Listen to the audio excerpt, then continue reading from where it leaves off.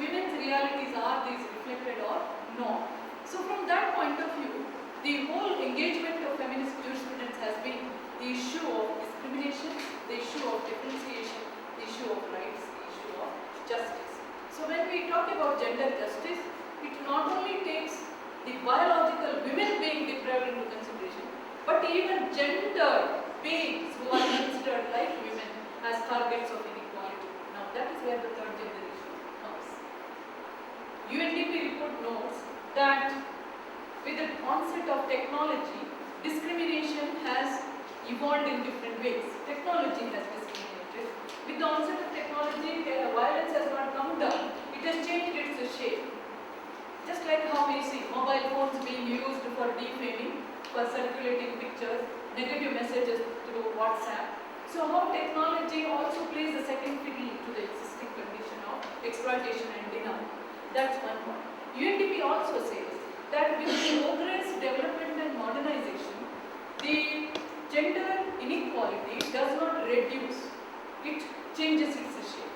It also says that in violent situations, 95% of the victims are women, 5% of the perpetrators are women. But they say that it is not only women, but the cognitive woman in homosexual relationships also becomes target of violence. Is that clear?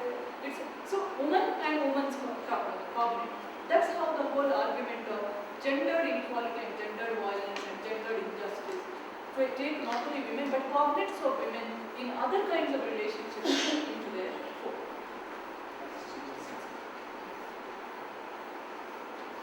So I was just discussing this. I hope till now the theoretical angle is clear. Now let's come to the next few slides.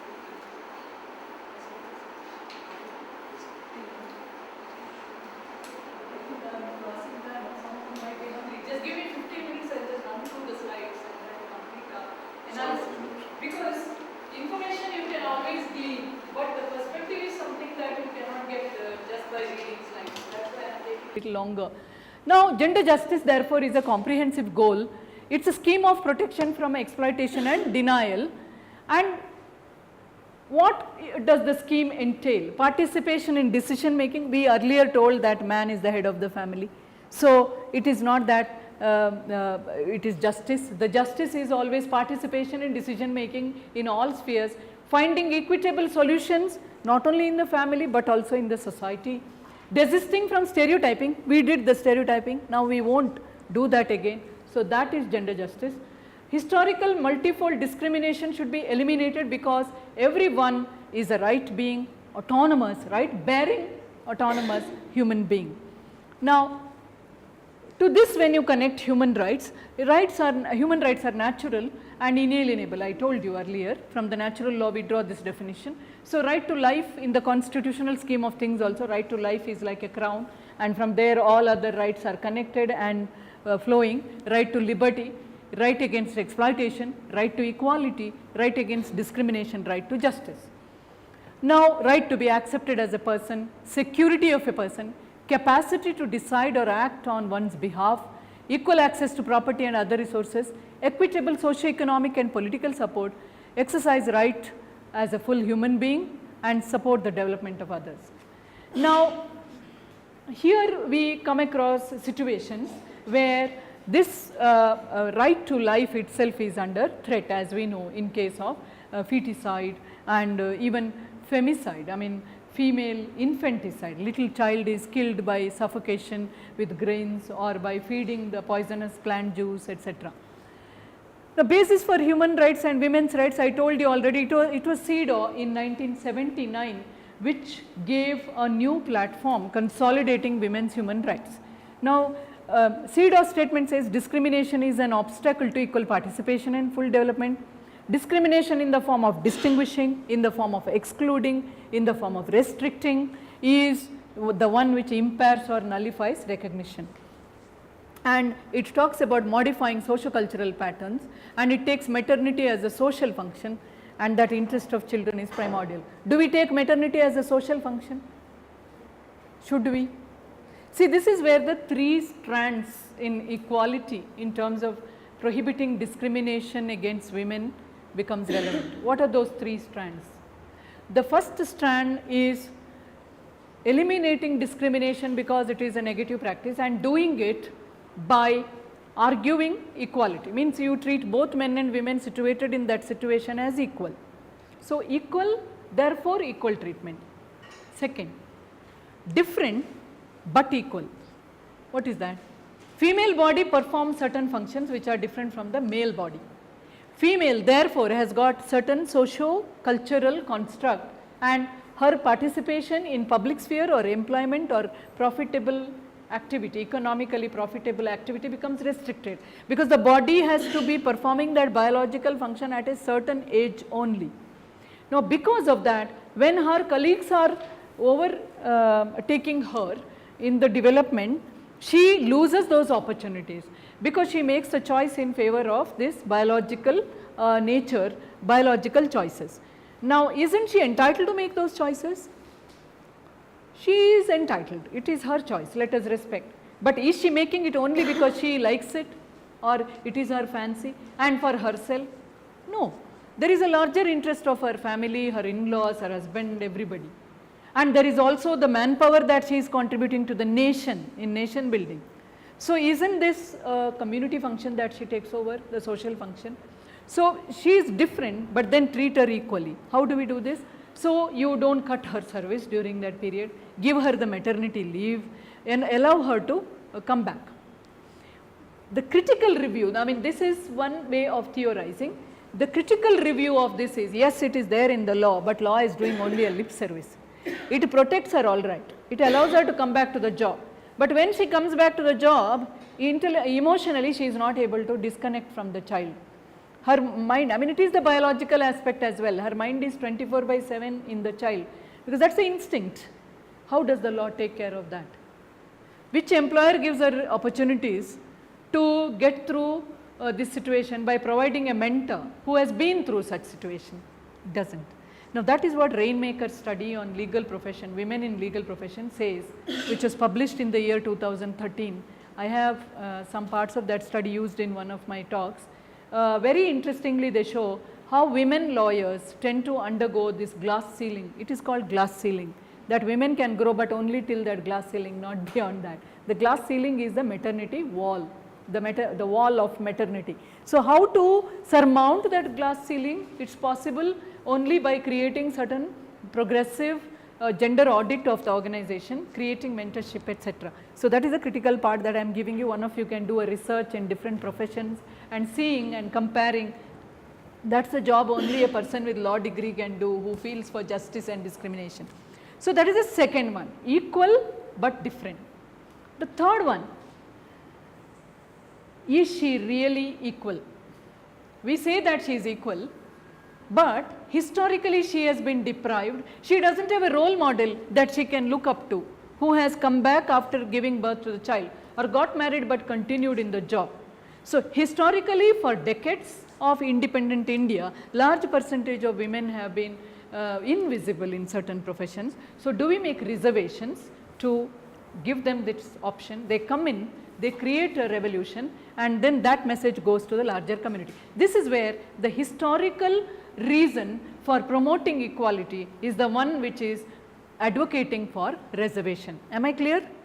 Yeah. So, these are the three strands of thinking or thought process which comes in terms of encouraging gender equality and the mechanisms and justifying the law, the implementation of the law or law reform from the point of view of encouraging emancipation and empowerment of women, the rights, human rights aspect. Now, we had the Beijing Day, I told you about all of these. Now, after this, women's human rights replicated in the CEDAW, they are of these categories. Now, in CEDAW, I draw your attention to two clauses. Article 5, which talks about elimination of all forms of stereotypes where the state has to take initiative, cultural and social patterns, it says. 2, Article 16. Do you believe that India has passed reservation on both of these, and that says why India is still a country where a lot of rapes are happening? Unless you are determined to implement these two clauses, particularly clause 5, Article 5 of the CEDAW, and Article 16, which talks about registration, compulsory registration of marriages. Both are considered as sacrosanct. The definition of womanhood and manhood as cultural stereotypes, and definition of marriage as an event, as a gala event in the family, are two things whereby gender stereotypes are reinforced and recycled in the society.